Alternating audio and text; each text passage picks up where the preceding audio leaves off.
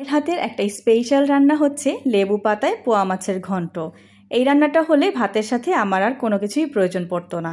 আসসালামু আলাইকুম দর্শক, আমি আতিয়া নারায়ণগঞ্জ থেকে। প্রথমে কিছু পোয়া মাছ নিয়েছি এবং ভালো মতো ধুয়ে পরিষ্কার করে নিয়েছি। এবার একটা প্যানের মধ্যে দিয়ে দিচ্ছি। সবগুলো মাছ দিয়ে নিব। এবার সামান্য একটু পানি ব্যবহার করব মাছগুলো সিদ্ধ করার জন্য, তবে খুব বেশি পানি দেওয়া যাবে না। পোয়া মাছটা এমনিই নরম, দ্রুত সিদ্ধ হয়ে যাবে। এবং মাছ সিদ্ধের পানিটা কিন্তু আমি একেবারে ফেলবো না, শুকিয়ে ফেলবো। তার জন্য পানির পরিমাণটা কম ব্যবহার করতে হবে। দিয়ে দিচ্ছি সামান্য একটু লবণ এবং হলুদের গুঁড়া। ভালো মতো নেড়েচেড়ে মিশিয়ে নিচ্ছি।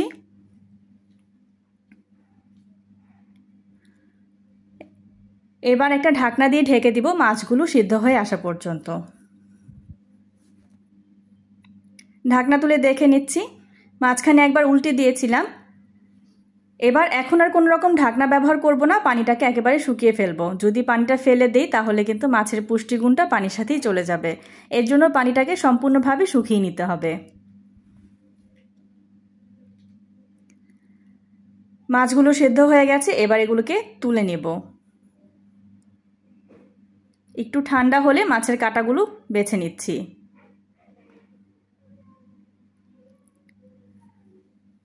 খুব বেশি একেবারে ভর্তা করে ফেলা যাবে না, হালকা করে মাছের কাঁটাগুলো, যেই বড় কাঁটাগুলো আছে সেগুলো ফেলে দিলেই হবে।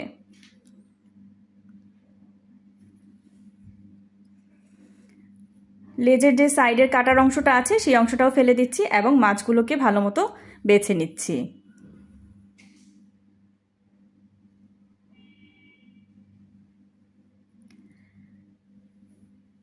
এই রান্নাটা এত সুস্বাদু হয়, লেবু পাতায় পোয়া মাছের ঘন্টটা গরম ভাতের সাথে দারুণ লাগে।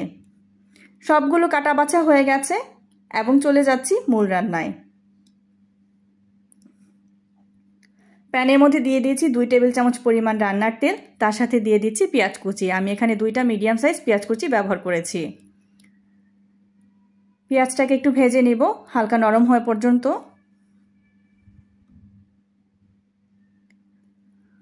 পেঁয়াজটা ভাজা হয়ে গেছে, এখন দিয়ে দিব বাকি মশলা। এখানে নিয়েছি লবণ, হলুদের গুঁড়া, মরিচের গুঁড়া, ধনের গুঁড়া, আদা রসুন বাটা নিয়েছি 1 চা চামচ পরিমাণ, লাল মরিচের গুঁড়া দিয়েছি 1 চা চামচ পরিমাণ, হলুদের গুঁড়া এবং ধনিয়ার গুঁড়া ব্যবহার করেছি আধা চা চামচ পরিমাণ, লবণ দিয়েছি পরিমাণ মতো।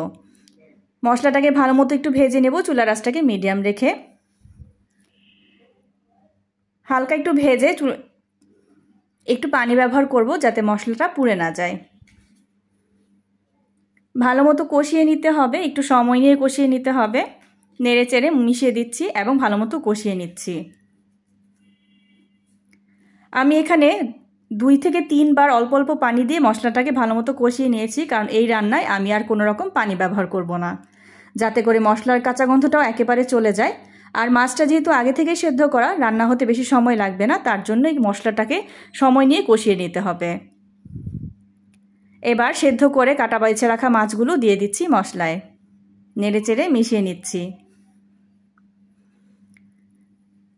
এটা এইভাবে একটু নেড়ে চেড়ে মিশিয়ে নিব, ঢাকনা দেওয়ার প্রয়োজন নেই। এখন সুন্দর একটা ফ্লেভারের জন্য আর বাড়তি একটা ঝালের জন্য দিয়ে দিচ্ছি কাঁচামরিচ ফালি করা।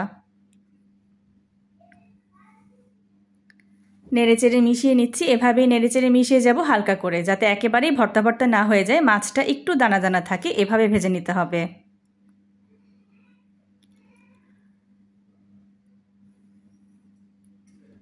অনেকটাই ভাজা হয়ে গেছে, এই পর্যায়ে দিয়ে দিচ্ছি সামান্য একটু ভাজা জিরের গুঁড়া, সুন্দর একটা ফ্লেভারের জন্য।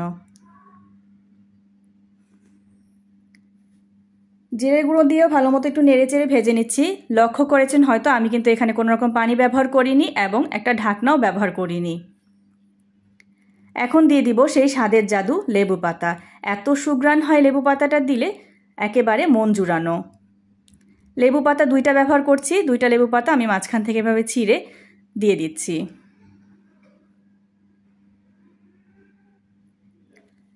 লেবু পাতা দিয়ে কিন্তু খুব বেশিক্ষণ চুলায় রাখা যাবে না, তাহলে তেতো হয়ে যাবে। একটু নেড়ে চেড়ে মিশিয়ে নিব 1 মিনিটের জন্য। চুলার আঁচটাকে মিডিয়াম রেখেছি। এইভাবে লেবু পাতার ফ্লেভারটাও সুন্দর ছড়াবে এবং মাছটাও একটু ভাজা ভাজা হবে। এখন একটু ঢেকে দিব 1 মিনিটের জন্য, চুলার আঁচটা একেবারে লো করে। তেল ভেসে উঠেছে, আমার পোয়া মাছের ঘন্টটাও কিন্তু একেবারে তৈরি। আর এই দিকে লেবু পাতার দারুণ সুবাস বের হয়েছে। একটু নেড়ে চেড়ে আর একটু মিশিয়ে নিচ্ছি। এবার নামিয়ে পরিবেশন করছি, গরম ভাতের সাথে দারুণ হবে। আমার আজকের রেসিপি যদি ভালো লেগে থাকে সবার কাছে অনুরোধ থাকবে, যারা ফেসবুক থেকে দেখছেন তারা আমার পেজটি লাইক, কমেন্ট এবং ফলো দিয়ে আপনাদের মূল্যবান মতামত জানাবেন, এবং যারা ইউটিউব চ্যানেল থেকে দেখছেন তারা চ্যানেলটি সাবস্ক্রাইব করেই আমার পাশে থাকবেন। আজকে এই পর্যন্তই। সবাই ভালো থাকবেন, সুস্থ থাকবেন। আল্লাহ হাফেজ।